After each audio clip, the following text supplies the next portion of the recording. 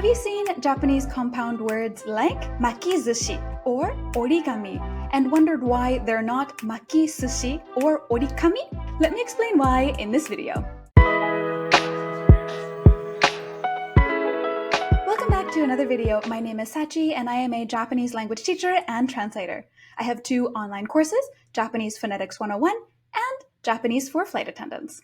Check out the description below for more information and resources if you're curious. 皆さんこんにちは。心コミュニケーションズのサチです。今回の動画では連絡について英語でお話しします。Every language has compound words. These are words that are made up of other smaller words. Some English examples are ice cream, sun-dried, and notebook.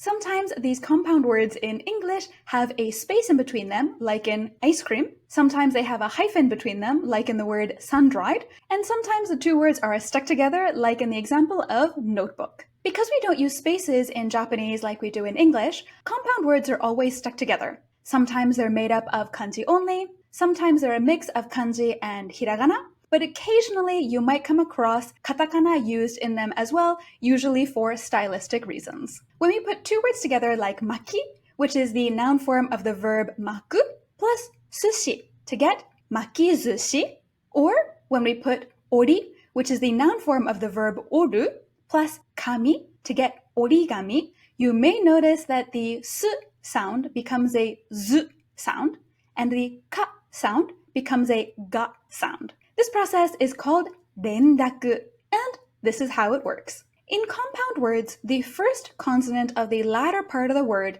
changes from voiceless to voiced. This process is very common, but there are some exceptions, and we'll talk about that in just a moment.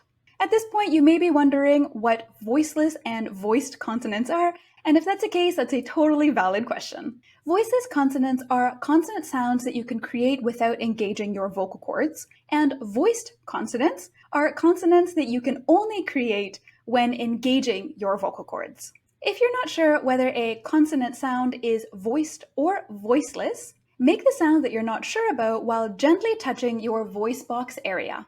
If you feel a vibration, then it's voiced. If you can't feel a vibration, then it is voiceless. Here are some examples of both voiced and voiceless consonants.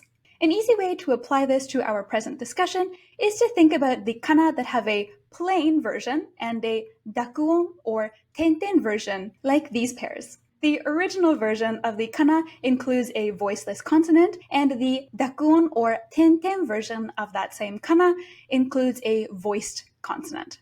Let's go back to our two original examples. When we combine the two nouns maki and sushi, the first consonant of the latter part of the word changes from voiceless to voiced. That's why the su becomes zu, and we get makizushi, makizushi. When we combine the two nouns, ori and kami, the first consonant of the latter part of the word changes from voiceless to voiced. That's why the ka becomes ga, and we get origami, origami. Let's look at two more examples. We have two nouns, yama and sakura. The first consonant of the latter part of the word changes from voiceless to voiced, and we get yamazakura, yamazakura. We have a noun version of the adjective nagai and the noun kutsu.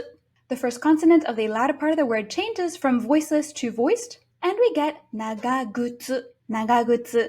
The same rule applies to tokidoki, tokidoki, hanabi, hanabi, and so many others. But what about words like hitoritabi and harukaze? In these two words, the first consonant in the latter part of the word does not become voiced. That's where Lyman's law, or Lyman no法則, comes into play. Lyman's law states that when the latter part of a compound word already has a voiced consonant sound in it, rendaku usually does not occur. A word like hitoritabi already has a voiced consonant in the latter part of the word, bi.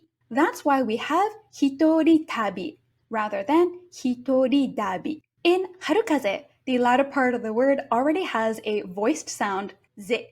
That's why we have harukaze, harukaze, and not harugaze. Arguably, the best and worst thing about languages is that rules are never 100%, so you will find exceptions to these rules once in a while. When you do come across one of these, I'd recommend you memorize them if it's a word that you think you'll be using fairly commonly. Otherwise, don't worry too much about the exceptions and just focus on the general rule of Rendaku and Lyman's law. To watch more videos like this one, check out this playlist. I've also included some helpful resources in the description below. And if you're serious about learning more about how to improve your Japanese pronunciation and pitch accent, check out my online course, Japanese Phonetics 101. If you found this video helpful, consider liking it and subscribing to the channel. And if you'd like, please consider leaving a comment. I love hearing from you. では、最後までご視聴いただきありがとうございました。また次回お会いしましょう。See you next time!